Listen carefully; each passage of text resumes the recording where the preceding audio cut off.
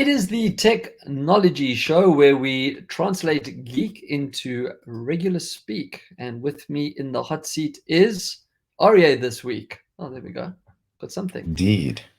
I didn't get to say my line. I'm so sad.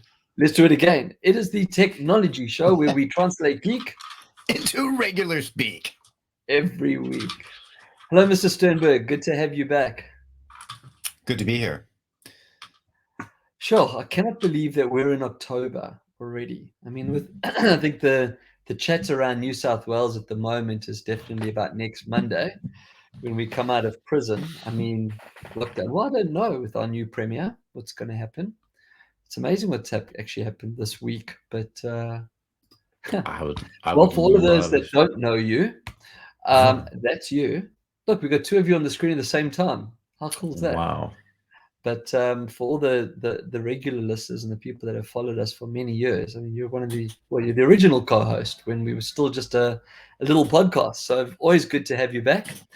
Now, there was quite an exciting announcement on your side, but we'll get to that just now. I've got to do Thingz with a Z first. Now, this is not to make you jealous or anyone else jealous, but that picture over there is my box of goodies that arrived that I arranged and took a photograph of. So just to quickly go through them, the most important part is at the bottom right is the guest hub. Listen to me. The Nest Hub, this little bad boy over here. That's actually version 2. And I'm not going to go into the difference between version 1 and version 2. Suffice to say that if you could get a really good deal on version 1, like price-wise, no reason not to. However, version 2, and the real big selling point on this is that it monitors your sleep. Because this can sit next to your bedside at night, your bedside table. It's got algorithms and tech that actually monitor your sleep, listen for your breathing, can report back. And I use an app like that on my phone as well. So it's something that I try and do track just to see if I can get some better sleep. But basically, what you're looking at there is everything that you need from your front door through to cameras outside and inside, and even some extension cable, power points, waterproof cables, and then the hub. So did I have fun? Yes. Now I can't show you my actual installation because we're sitting here. So I've done the next best thing. So there's the doorbell on the door, and when you push it, so just for the listeners, let me take a step back. I'm a huge Apple fanboy. Everyone knows that, but I use Google for everything. I know that sounds weird. I use Google for my business. I use Photos instead of iCloud. I have Google devices throughout my whole house, like the speakers and that. So I've never done the whole HomePod, and there's actually a reason for it. The main reason, just before everyone goes, because I don't make good stuff. My accent and Siri do not go well together. Never have. I think the Scott and myself have the same problem. There's just so many words that it does not get right, whereas Google gets it spot on. And we're going to talk about another company that gets languages spot on. So it's not just you, dude. It's actually a lot, right? Yeah, Brazilian accent, Portuguese accent, yeah. If you're global though, Aryeh, like if you've worked all over the place and that, like I've lost quite a bit of my South African accent. There's hybrids that come into it. So I get that and understand, but Google picks it up perfectly. So that was why I always went for Google in the past. So it made sense then to secure the home and have the home, all connected through one platform. And of course, my TV is an Android TV. So you push the button and all the speakers, now these are settings, you don't have to have this, but I've gone full tilt. So you push the button and all the speakers announce there's a visitor at the door. And if you pick up your phone, you can actually then click and see. In fact, let me do that. I'll show you. We don't have to talk through it. So that there is an outdoor wall mount, and then that's the doorbell of the camera. That is magnetic, by the way. So you drill the base plate into the wall, and then this is magnetic. And according to Google, we haven't found out yet, it will take like tornado strength winds. So it's not going to blow off. I don't know about the naughty kids that want to come and steal it, but that's I was going to say, better put it out of reach. So I've tried to find like the same scene to show you the difference between mobile and on the hub itself. So when someone rings the doorbell, all my speakers announce, and then those are the options that you have. You can see it on the hub which is next to my bedroom, which I'm not necessarily there, or I can just pick up my phone. And you can actually talk to the person from there as well. So it's pretty cool. It's similar to the Amazon Ring. I mean, there's no Ring's been doing that for years. It's not necessarily innovation. What this is, though, where this is very, very cool, it's so easy to use. Now, unfortunately, I do have to throw Apple under the bus here a little bit. On my TCL phone, super easy to set up, right? It's Android. I open the box. There's a QR code on every single component, and I just scan it, and it adds it into my Google Home. On the iPhone, I had to go through it a couple of times, and I think it was picking up a conflict between my two different Google accounts. But I did it all on my Android phone anyway. I mean, TCL sponsors the show, so I did it on my TCL. But I must tell you that it is such a cool product. Now, here's some of the features. Now, people say, well, why do you want a doorbell that checks on you? Or why do you want cameras? I mean, the security is not that bad. It's not only about security. So I want to check in on my cats when I'm out. I just dial into the camera and I talk to it. So I can actually talk to my cat. I can also see what's going on. It has a thing called person detect. So I've set my camera that it's linked to my phone. If I walk out the door, the cameras turn on. And when I come home, the cameras turn off. And there's a little green light. I don't know if it shows you on that previous slide. Yes, you can see it over there. That little green light shows you that the camera's on. Now it's probably when I have to do the public service announcement and go, disclaimer, video recording in progress. Dude, I don't know what noise you're making. I've got construction outside my side, and I've got papers on your side. Are you eating like sneaky chips or something? No, that was the trash can not opening by the foot pedal. So I was trying to open it. There we go. Can I ask you a question here? Yes. Aside from the fact that you probably want to put the magnetic camera out of reach, we've also got the element of Google now versus Apple Home versus Amazon. And I think you, if I'm not mistaken, you have an Amazon device. I've got one Amazon device. Yeah, I've got it's called a Tribby. It's like a fridge magnet radio thing. So I've got an Echo Dot that we just set up in our house, and ever since I set it up, Google's been acting a little bit funny. It's almost like Google's a bit jealous or something, and I don't know what's up with that. Jealous Google. Well, I'll tell you what, Amazon's voice recognition puts Google to shame. You're the second person to tell me this. This is not. I mean, pronunciation, Portuguese words, Japanese words, because our daughter is listening to songs and stuff. Yeah, and so when I say when I tell Google play songs from Mundo Bita, which is a song of Portuguese songs from Brazil, Google just never gets it right. Amazon, one shot. That's amazing. So here's a question to you. Do you think the three big companies, so Google, Apple, and Amazon, do you think they would ever come up with I'm going to just call it a microphone. Doesn't matter where the microphone is, right? But a microphone linked to AI that would let the user have multiple devices. So it's almost like a bridge, multiple devices, and then you can just speak, and it decides between the three devices that you've got in your house which one to actually activate, because that would solve this problem. I thought you were going to ask me another question. I thought you were going to say to me, because you're an Android user, and I mean, as long as I've known you, you've been an Android user, and I also know that you've always had Amazon products in your home as well. I remember your Echo speaker, when it first came out. You would benefit from a product like this because it's so easy to set up on your phone. You've got Google Home, you select it, boom, it's done. But now, does the Google Home and your Amazon devices play nicely together from a speaker point of view? The answer is probably no. It's that whole ecosystem, and that's going to be the problem moving forward. Separate rooms. I mean, that's the whole thing, right? Because you'll appreciate this. Our friends at TCL, and I should say TCL's sister company, the French Alcatel. One of the devices which we still use, which has been going strong for 4 years now, good piece of kit, got lost because Isa hid it under the microwave, and that was what we're using for white noise for the baby's room. And so I finally unboxed the Amazon Echo and put it in the room. Now, definitely play nicely together. But if you play the volume on one, and I don't know if you've seen the video where someone played and two devices off each other, calling two different, they're talking to each other. It's like, yeah, that's hilarious. But yeah, no, I haven't experienced that yet. So far, it's been safe. Okay. So I think, what's nice about this is you expecting a delivery, you can check on the camera. The best, I was playing with the camera indoor. So there's one indoor and then there's one outdoor. They're both battery charged and they have a little magnetic charging. I'm looking for it, but it's not yet set up. What's cool about it is I get a warning that says person detected, and it actually picked up that Gail was sitting on the couch. So it saw her as a person, thankfully.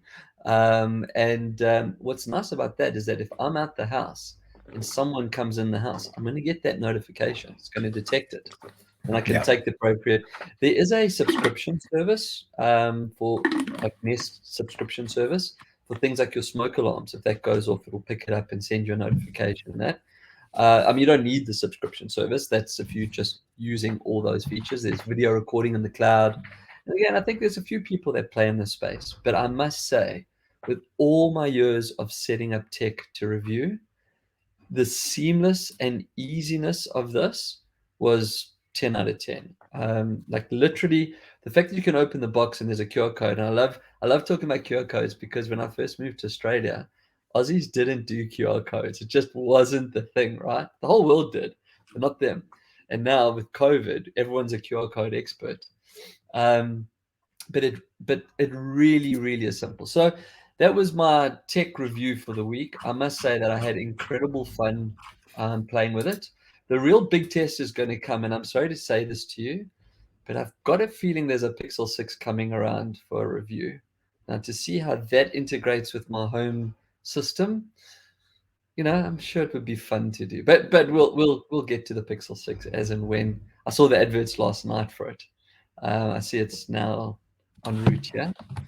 Anywho, I did mention you mentioned understanding the different accents and the different voices. Now, for everyone that didn't see the slide at the beginning, you're the person that pretty much has brought Kudo to the shores, I think is the right way to do it. No one knew what it was before you brought it here.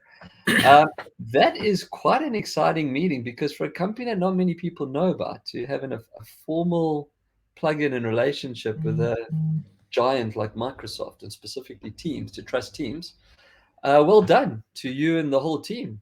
Take us through it. What does it mean? Well, I think tell us what Kudo is again. There are some people that might not have seen the show that you were on. So give us a quick overview and then tell us the importance of this and why, once you've explained Kudo. Sure. It's quite simple. And for those of you who are out there who know me or have met me, you know that I attempt to speak a few different languages and have worked and lived in Southeast Asia and other parts of Asia for most of my professional life outside of being in Australia. I do speak Vietnamese and Chinese, but going into a meeting, I'm not going to use those languages to run a meeting. And so out of Australia, we kind of expect everyone to speak English. That's just kind of the de facto. However, there are people in other countries who just, either not comfortable speaking English or they have enough power and privilege to say, you know what, we're going to use our own language. So what are you going to do?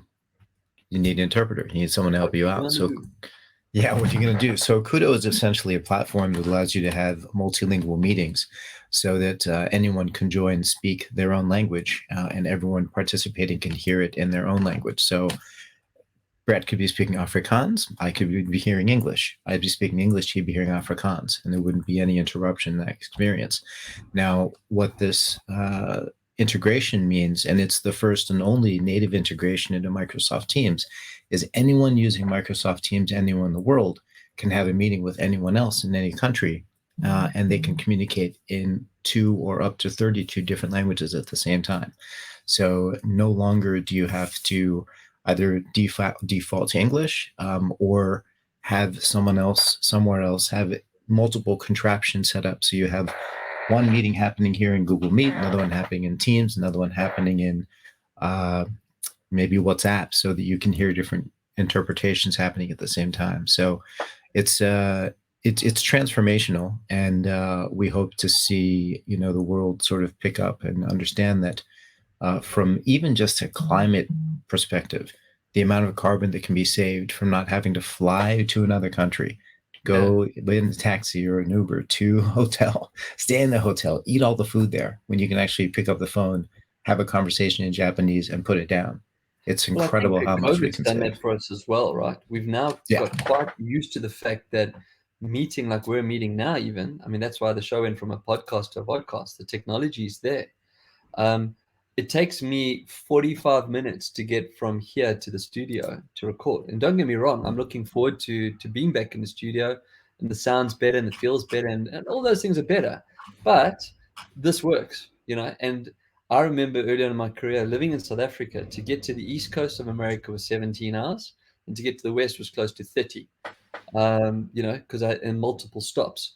And if I can jump on a call and have a video presentation like this, and as you've said, if I had to go to a place like China where I can't speak a word of the language of Mandarin, or Cantonese, and just put a translator in, that alone makes it worthwhile not to go, right? Going back to your reference to Afrikaans, I think if I spoke Afrikaans, not even Kudo would get that right. I've become so rusty on it. But anyway, well done on that. As I said, to integrate with a company like Microsoft, that's not the kind of thing that's done over a cup of coffee and a beer, So that's no, it's 18 months of the Microsoft Teams team and our teams just figuring out how to make it work. But it is seamless. It's so boring that when you're on Teams, you don't even notice the difference. It's a small button. You click it, it slides over. Then there's a place to select what language you want to listen in, and Bob's your uncle. Brilliant. Well done. So here's 3 of my favorite companies. I'm doing it. There we go. I'm so happy. So for the people that are watching and listening, I just put up a logo of Facebook, Instagram, and WhatsApp, which are all Facebook companies. And today's the 6th, yesterday was the 5th, there was a blackout. Now, there have been multiple stories going around as to what happened, but I'm going to go with the one that I think was Cloudflare. They posted, and they basically said they did a server upgrade. It just never repassed. They never connected I mean, just stop for a second. With a company that big, to make a mistake that small that can be so catastrophic, it's I'm seeing $10 billion. That's what it cost. Yeah, no, it's insane, absolutely insane. But there's a bigger thing at play here, right? The bigger thing is quite simple, that we've become so dependent on these networks and our lives. I mean, Gail said to me, it was about 2 a.m. She's like, "Have you turned off the internet?" And I'm like, "No, I'm going back to sleep now, and you should be too." She's like, "No, but I need to speak to someone back in South Africa because of the time zones." And I said, "I promise you I haven't turned off the internet." But what I didn't realize, she was speaking to them via WhatsApp. So, there was no WhatsApp. What's caused a pain for me is I had to reconnect my Mac to WhatsApp. So, when you use on PC, that all disappeared as well. So I had to go in and rescan, and it's just frustrating. But anyway, well done. Now, bit of a sad show, and I've actually called the show today 10 years on. I cannot believe that. Yesterday, also 10 years since that man passed. I mean, it seems like yesterday when the announcement came through. And I was just thinking that if I was Facebook, I would have said, no, the reason we blacked out was just a moment of silence to remember the amazing Steve Jobs. But I'm not their marketing department. But I must say that I do miss Steve. I miss what Apple was. I don't think Apple is what it was. I mean, I said to you off air before we got on the show, I haven't upgraded to iOS 15 yet because it's just too buggy. There's still bugs. They've already done the 0.01 update and there's still bugs. And I said on the show 2 weeks ago that I wait till it's 15.1, not 0.01 or 0.02.1. In Steve Jobs' days, never would have happened, mate. It just wouldn't have released. And if it did, everyone would have been fired. So, yeah. Nice to see the picture of my Apple hero up there on the screen. But yeah, 10 years yesterday. What else have we got? I'm going to hand this one back to you. In fact, before I hand this one back to you, I just have to say something now, and everyone's going to call me a heathen. Okay. First of all, I eat my meat well done, like dead, burnt. Okay. So that's heathen 101 on bread. I've seen it, and I can attest to it.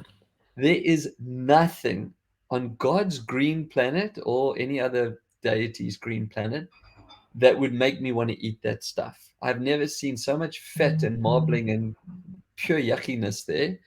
And for those people that aren't watching, that's Wagyu beef that I've got up on the screen, which is like the most expensive stuff in the world.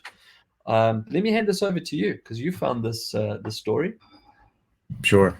Well, I mean, as those who are fans of the show from old, we touch on all kinds of crazy technology, and I think one of the areas of sort of the edge of technology is on 3D printing. Oh.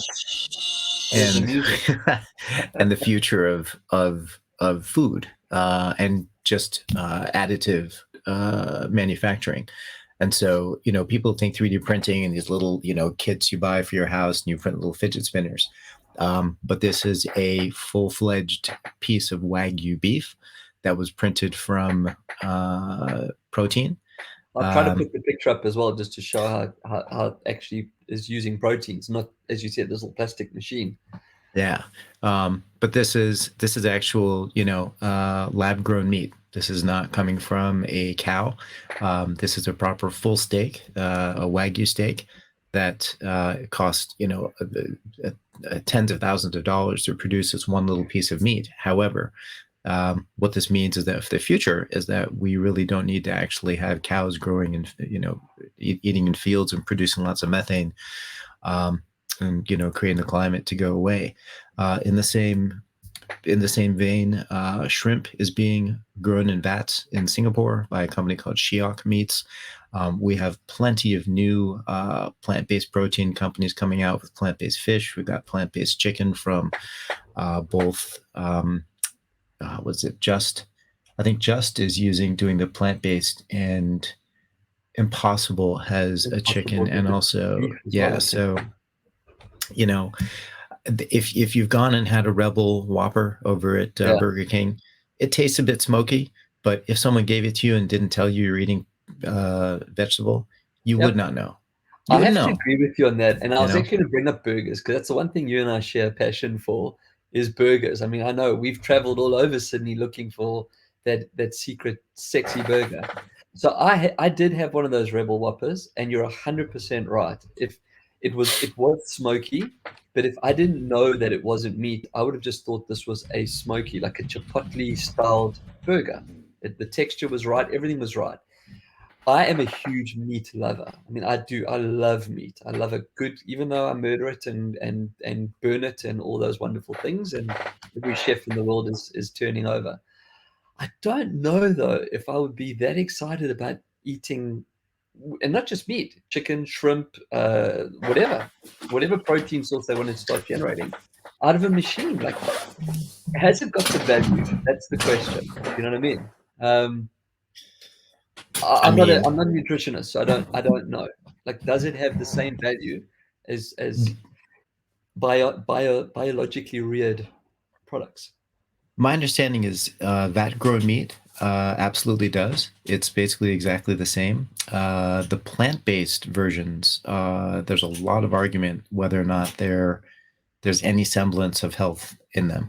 Yeah. Because you've got a lot of additives, and you look at vegan food, just a lot of the food that's coming out of the show. We don't do vegan on this show.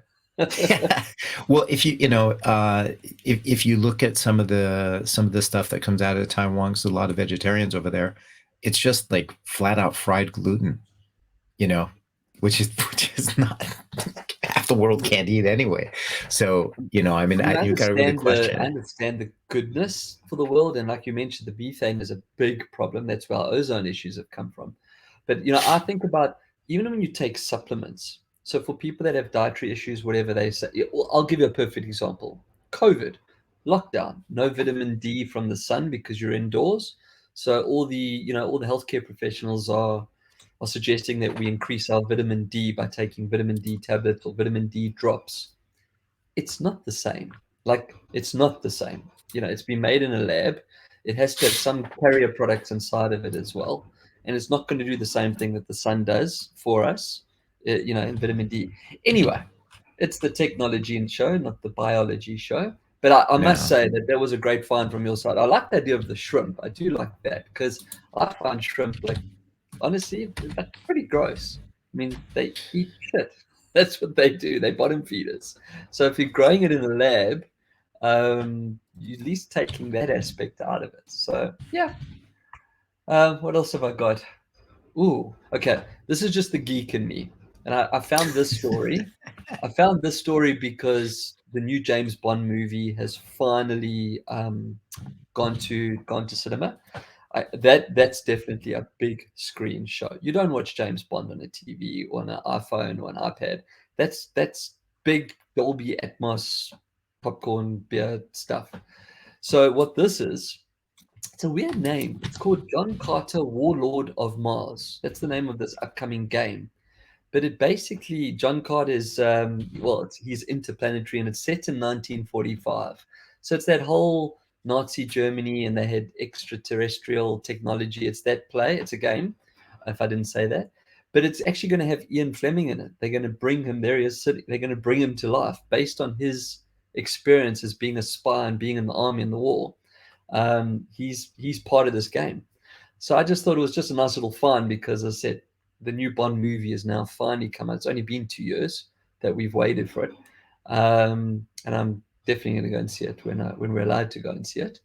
Yeah, so if you're into history, what's the right word? Adventure style gaming, this game's come out. It's from an independent developer, which is always good to support. And weird name, John Carter, Warlord of Mars. But there's my little find on that. Okay, I'm going to hand this one back to you. I actually saw a very different article about this, so I'm quite interested to see what you explain here versus what I was reading. But yeah, so for those that are listening, I've put a picture of a brain with what looks like a little implant on side of it with electrical wires. Yeah, this is, I think this is the, you've got, well, I guess we have to sort of introduce what this technology is for people that aren't familiar with it. I mean, it is a bit scary when you see wires and what look like, sticks poking into the brain. And there are a lot of different, methods of introduction of the technology of, brain-computer interfaces, which is taking, a machine that you can connect to your brain and either, stimulate the brain in different ways or extract information. There's on the news that Samsung is trying to, copy the entire content of a brain onto a massive hard drive. Another story for another time. This right here, what we're seeing is an implant which is meant to zap away depression. And so if it identifies and realizes that certain parts of your brain are showing signs of depression, it will actually input electrical impulses into your brain. Not unlike our friend from Denmark who shared, or from not Denmark. With the plant, what's it called? Planter games. When that headset that put stimulation here on the front cortex or front lobe. Yeah. And so, our friend Anuraj is all over these things and still, finding new and wonderful ways to, using EEG and either non-invasive or invasive as this technology is, ways to, manipulate how people are feeling. I think there are other ways to do that, but I've got some views on those. I mean, look, depression is not a laughing matter. Okay, it's a real disease. There are millions and millions of people that suffer from it. A lot of people don't even know they suffer. And half the tragedies we hear in the world are, directly correlated to people being in a depressed state, and COVID hasn't helped that. The only problem is if you go back to the days of the sanitariums, when they use electroshock therapy to try and shock you out of your state. I mean, we kind of like, that's the byproduct if they get it wrong, right? We'll be walking around a little bit zombified or what's the word? What's the name? Frankenstein. The problem that I have with that kind of technology is that that one clearly is invasive as well. The problem that I have though is if there's a misdiagnosis or misfire, what happens at that point? Yeah, these are. I personally look. I don't think I suffer from depression. I mean, everyone has their little moments when they're a bit down in the dumps. I'm generally a glass half full, peppy kind of guy, and I'd hate to be in a world where everything just seems doom and gloom. But I have a cheaper version which I'd use externally. So for me, if I ever feel a little bit down, I reach for a bottle of Glenfiddich at 15 and good to go. No, I'm not. I've got to do my public responsibility, not for sale to people under the age of 18. But the reality is, and again, I don't want to make light of it. In fact, I'll go back to that slide. Looking at that diagram that's up there, and especially with the diodes that are going right in, I mean, we know so little about the brain. Who's going to roll up their sleeve and go, "Hey, man, I'm game. Stick these things into my head and let's see what happens." Was this being done? Are they experimenting like this already? Or is this just concept? It's concept. The technology's been developed. It's certainly not being tested on humans yet, as far as I know. The poor rats and the poor monkeys. I think that they're still, being, depending where in the world this technology is being tested. There is some other interesting development going on. One is around using capturing galvanic skin response. So whether you're sweating or not, and matching that with heart rate, and then taking that data and then visualizing it in VR, and being able to actually identify auras and identify chakra points and where different parts of the body are responding to different stimulus. And so this is an honorary special, but it is quite interesting, the kind of data that people are doing, the correlations that are coming out. Now, does a correlation mean causation? Not necessarily, but I think there's enough data that comes to say maybe. Well, let's see what happens. But as I said, for now, I'm probably going to stick to my Glenfiddich 15. Right. So the featured merchant in the SME mall is Pop Art U, and I put that picture up just to show you how it's pretty good. I mean, they're the real people, and there they are. So if you're looking to get a portrait done of you or a pet or kids or whatever, but in the old Victorian way, and there's quite a few to choose from, go on over to the SME mall and have a look at Pop Art U. Now, before we get on to the last segment of the show, is there anything else from your side? I gotta comment on this. So 2003, I had a company called Aryeh Commercial Art Studios. We had a studio of 27 Vietnamese artists who worked with us, and we received photographs from professional photographers in the wedding industry, and they would paint paintings like this and send them back to customers in the US. So it's funny seeing this now. Coming in now. Well, not only it's humans doing it, I think it's just digital. They've obviously got like a little green screen there, done. Totally. But there was actually one, you can't see it clearly in this screenshot. This little picture over here, it's actually the dog with the dog's head in the tuxedo. So, I mean, and I'm thinking of Peter, how he is with Pedro. That's the kind of because how he dresses up, right? So there's a picture of Pedro with his tuxedo on. I'm actually quite excited or scared about this segment because I don't know what Brett really knows. So for those that have been following, last week was probably the best I've done. I think I got 3-2 was the final score. 4-3 was the final score. So I actually did get more right than I did wrong. And it was all about Windows and Microsoft, I might add, which is not my strongest point. So I'm going to hand over the quiz mastering to you. And we're going to play Does Brett Really Know? And I don't have my bell sound here to go ping. Find it. So what are we doing on Does Brett Really Know? We are doing acronyms from the advertising world of technology and digital marketing. Okay. Fun stuff. I'm just going to do that straight away. Where's my buzzer? Get it ready. Right. Okay. Acronyms from the MarTech world, I suppose, is the right one. Yeah. Yes. Cool. Let's go. How many have I got? How many questions do I have? Well, let's see. How much time do we have? We've got a few minutes left, but you've got to make sure that they're an odd number, so I do actually have a chance of winning. All right, So let's make it 7. 7. Okay. Yeah. Here we go. Does Brett really know? No. Yes. Okay. First one, CRM. It's pretty easy. Customer Relationship Management. Excellent. That's 1. That's 1. It's going to get harder. CDP. CDP. Content Distribution Platform. Content CDP. Customer Data Platform. Well done.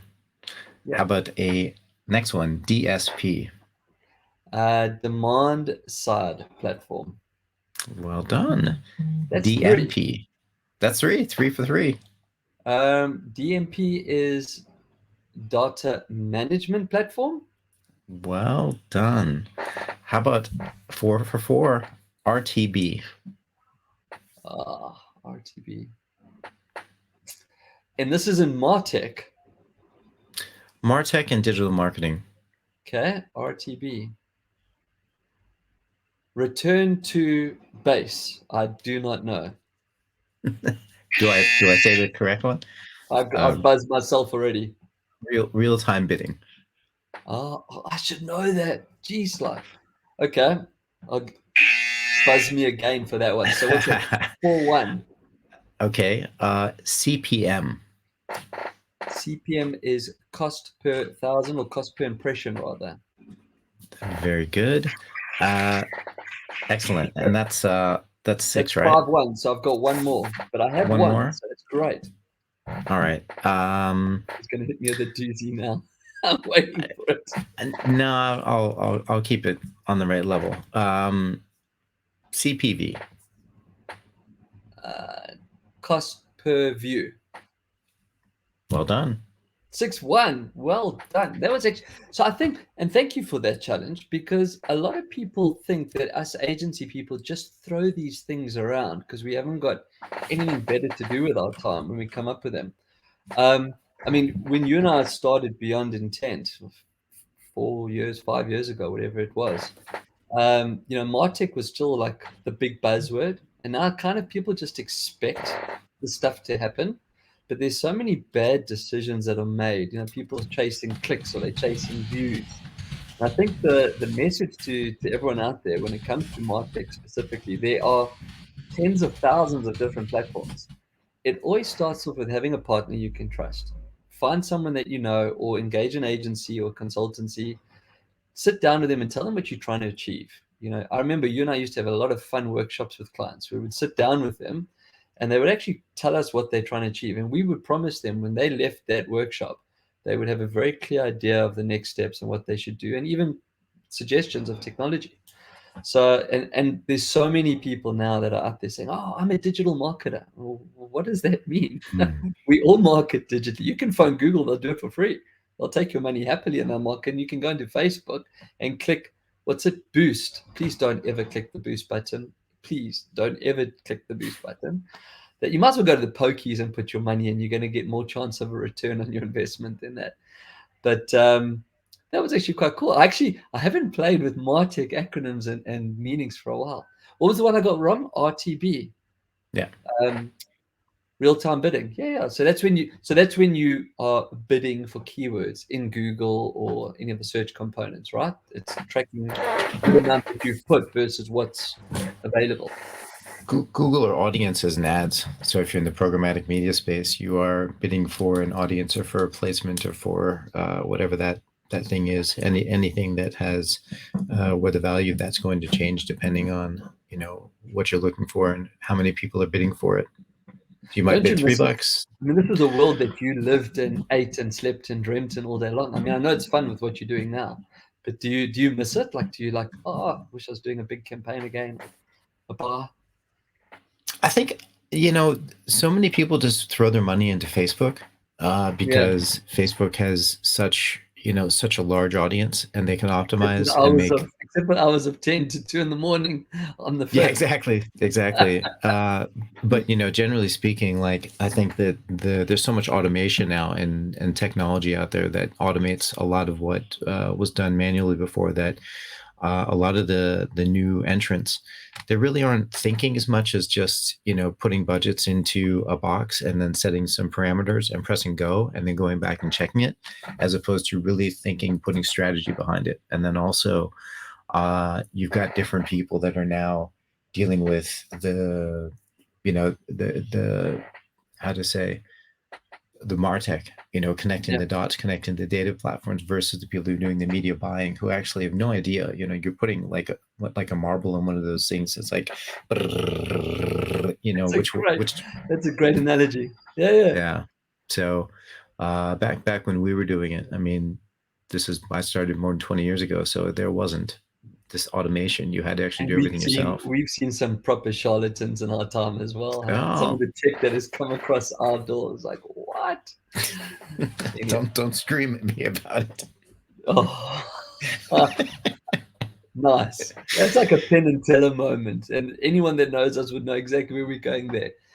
All right, it's always fun, but I'm looking forward to the next one when you come on again. Thank you, as always, for coming on. And again, seriously, congratulations on Kudo and the Microsoft integration.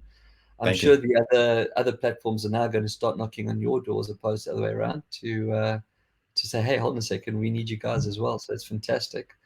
Unfortunately, it takes us to the end, because we always get there really quickly. So I'm going to sign off. So Aryeh, thanks again, mate. It's kudoway.com, right? KUDOWAY.com. Yep. That's all right. Right. So on that one, thanks again. And till next time, keep your screens clean and your knobs sharp.